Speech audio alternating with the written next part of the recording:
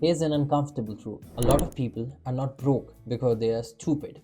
They are broke because there's a conflict going on in their brain, and the wrong side, unfortunately, keeps on winning. And here's the scary part: no one teaches you how to fix it. Over the past week, I've been studying how to develop financial discipline. So, a lot of videos that showed up on my timeline and during my research were talking about the so-called top 1% and how do they manage their money. So I went through a couple of videos and one thing was evident. The rich, the so-called 1%, don't only have better opportunities, they also have a very good system. Even if someone does not have better opportunities, if they develop a good system, that can really help in developing more discipline towards your finances. So today in this video, I'm going to give you the exact formula used by the top 1%, the mindset, the habits, and the system that they use so that you never go broke or ever feel financially trapped. Hello and welcome back to my YouTube channel. So today I'm going to talk about financial discipline. Whenever someone hears the word discipline, the knee-jerk response is, oh, it's gonna be painful, it's gonna be restrictive, I'm gonna suffer, it's too hard for me, I'm not built for it. But real financial discipline is not a punishment. It's the art of not letting the present version of you destroy the future version of you. Think of it like inside your head, there are two personalities living side by side. One is the present you that loves comfort, enjoys the dopamine rush, enjoys shopping sprees. And then there's the future you that enjoys peace, comfort, and freedom more than anything else. And every financial decision is a vote towards the present you or the future you. And unfortunately, most people keep voting against themselves without even realizing it. A latte is not the enemy. Even a new phone is not the enemy. The real enemy is your impulse, the decision to spend without thinking. See, discipline is basically alignment. It's actually trying to match your current actions against the life you really want. And that is what we are going to talk about today. So the whole formula behind the 1% discipline rule can be divided into 7 steps. And I'm gonna take you through all of them as quickly as possible. So the first step is understanding what the 75% rule is. It's basically trying to live below your emotional ceiling. So the foundation idea behind it is the top 1% do not obsess over saving $2 or $3 over coffee or saving $1 or $2 here or there. They obsess over preventing their lifestyle from exploding out of control. So the rule is quite simple. Your entire life should fit within the 75% ratio. That is, 75% of your income should cover every predictable expense of your life. That includes your food, your house, your transport, your fun, everything. This one limit produces creativity instead of carelessness. It helps you in finding ways where you can spend less for more. And more importantly, it makes you pause and think, do I actually need this? Or is this just an impulse? While talking about this, I remember this video I watched ages ago where a couple of millionaires went out for dinner. They went out with more colleagues, not friends, and each of them split the bill down to the very cent. You would be imagining why such rich people are splitting when one person could pay for everyone. No, at that time that seemed very odd. But today I understand why they did it. They did it because they respected money. They did not do it to impress anyone. They spent with intention. The second step is to always pay yourself first. It's one of the golden rules of wealth. A lot of people who are broke in this world often pay themselves last. Now, what do I mean by that? It actually means they wait to see what's left over, and more often than none, nothing is left in the end. But the rich and the wealthy do it completely different. They always pay themselves first, and they do it automatically. They ensure that their savings and their investment are automated, so they do not have to invest more willpower towards doing it. This leaves no room for negotiation in your brain. So the simple rule is, whenever your salary hits, first your essentials are paid, and whatever afterwards that you are planning to invest in your emergency funds and your investment, they should get automatically sent to that account, and whatever remains is what you are allowed to spend. Basically, automation is a lazy person's guide on how to outperform a disciplined person. Now the third step is to always have a cushion fund. These are basically your emergency funds, which a lot of people overlook and ignore until life puts a lesson down their throat. See, one unexpected bill, a medical payment, or anything that's an emergency can destroy a year's worth of progress. A broken car, a medical bill, an emergency in your family, anything like that can really damage your progress, and you will end up relying on that will be high interest. Basically, I believe interest is like a punishment for not being prepared. The top 1% always have a cushion fund or an emergency fund so that one bad week does not push them back years. They always have 6 to 12 months of expenses tucked away and untouched. And that money doesn't just prevent disaster, it gives you the psychological freedom to say no to toxic jobs, negotiate raise, and breathe without fear.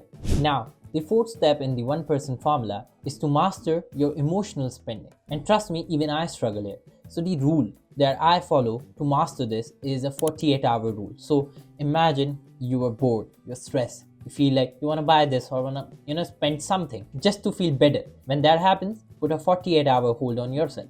See, after 48 hours, most urges go away. So if after 48 hours you still want something, buy. But in majority of cases, if it's an emotional buy, it will go away. Now in the fifth step, we are going to talk about the discipline of investment. This is what a lot of people avoid. The discipline of investing consistently. Saving alone will never make you wealthy.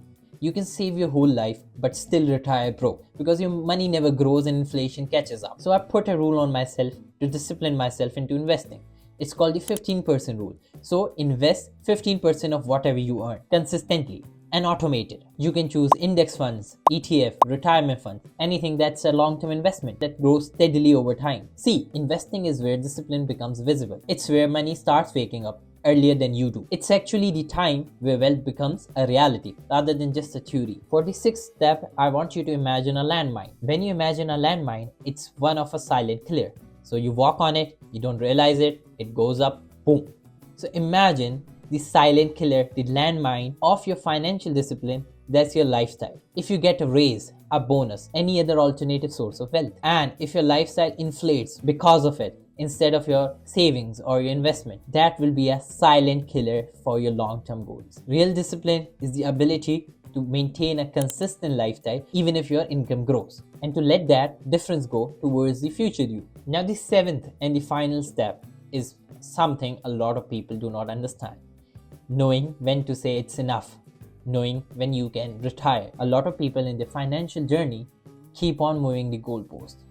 They move from one goal to another without even enjoying what they have achieved. They are never satisfied. So one thing that I've learned throughout researching and developing my own financial journey is to always know when to say enough. And this is a skill that will go a long way in improving your life. Now everything we have talked about so far is getting rid of bad debt, paying yourself first, not inflating your lifestyle, everything is essential.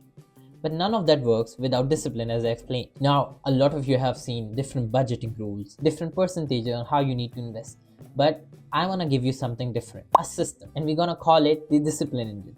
So this engine has 4 parts or 4 gears, and all 4 gears are required for the engine to move forward. Imagine these 4 gears moving forward, and they are automatically moving your financial journey towards a goal that you set. So the first gear of this engine is deciding your money way ahead.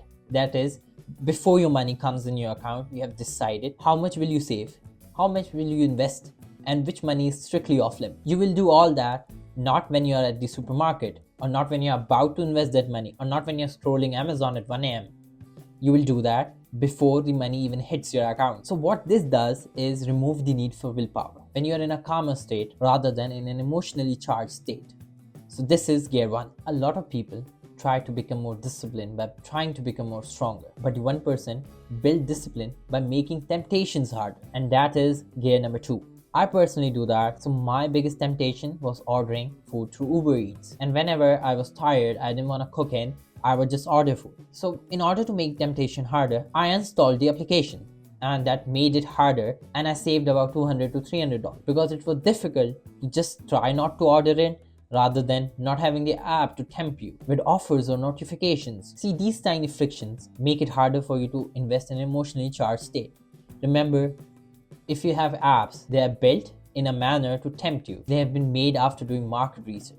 So best way to avoid temptation is to remove any application that's tempting you, that's costing you. That is much easier than trying to resist temptation while having the app on your phone. The third gear of our engine is automation. I have talked about it multiple times and I want to re-emphasize. See, the 1% do not automate in order to save their time. They automate in order to remove emotions from the equation. Automate your savings, automate your investments, automate your bill payments. See, whenever money moves, without you touching it, discipline becomes consistent, even on days you are down. This is where a lot of people fail. They rely on motivation, and trust me, you won't have motivation every day. Some days are just bad. So in those days, you need something to help you, and automation will be just that. See, last and most important gear is one of my favorites. I've used it in many parts of my life. It's a sort of an identity anchor. See, having statements or mottos like, I'm the kind of person who never invests without an intention. I'm the kind of person who doesn't consume before investing. I'm the kind of person who doesn't use a grocery app. See, when you repeat these statements, when you internalize it, you start identifying with it, and then you stop trying to be disciplined. You rather start acting according to who you identify as and who you truly are. The person who does not consume without investing, or the person who does not use grocery apps. The one person do not say, I'm trying to be disciplined. They are not trying.